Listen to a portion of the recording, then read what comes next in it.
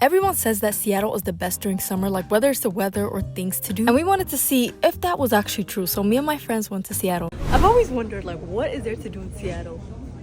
I don't know. Let's find out. The things I make her do. But we took a red eye from DC all the way to Seattle, and we got there about midnight, and we met up with our friend that lives there. We haven't seen him in forever, but it's actually 3 a.m. at home, and we were just ready to go to bed. And we're actually staying at this Blue Ground property in Seattle. I've stayed with them for Paris, so I wanted to do it again. Not only was this place stunning, but it was also in the middle of Seattle, so everything was close to us. Everything was stocked, fully furnished, and the amount of natural light in the morning was perfect for us to do our makeup. I was also obsessed with that treehouse right there. They're actually offering short-term stays at selected locations all over the world, but even if you want to stay for a shorter stay for a trip, I highly recommend booking with them. While we were getting ready, he brought us coffee and flowers because he said he forgot it yesterday at the airport. Also, I had to take some pictures in the treehouse before we left because wow, we didn't really have an itinerary, but the one place I wanted to go to was Din Tai Fung, and we went there for lunch, and wow, it did not disappoint. Then we just walked around Seattle. We went to this like public market, and also you probably can't see it, but the weather was perfect. When I tell you no humidity, my hair didn't shrink up.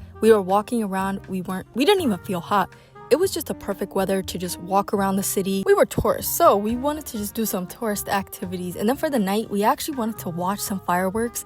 And there was like this rooftop where you could see the Space Needle, which was, wow, the view, I was just staring out. We watched some fireworks, and then I went to bed because I was tired. But the next morning, I went to this coffee shop. It's right beside our stays called Cafe Hagen. And it was like a 3-minute walk from where we're staying. I also stayed to just edit a little bit. But the priority for today is boat. It's a boat day because whenever I think of people in Seattle, I always think of a boat or like paddle boarding on a lake during summer. We also had a guest because it was his birthday. He was also driving the boat at one point. I honestly don't usually like being on boats, but with the Seattle weather, it just made it so much better. But it did get kind of cold towards the end. Also, the view on the boat is what made it better because you can see the skyline, and then on the other side, you can actually see Mount Rainier. But it was a great boat day. Also, it does not get dark until like 10 p.m. here. The days are so long. Another request I had was I wanted to hike somewhere, just do something nature. I just feel like Seattle's known for that. So we went to Green River Gorge where you could just go down, go to the water.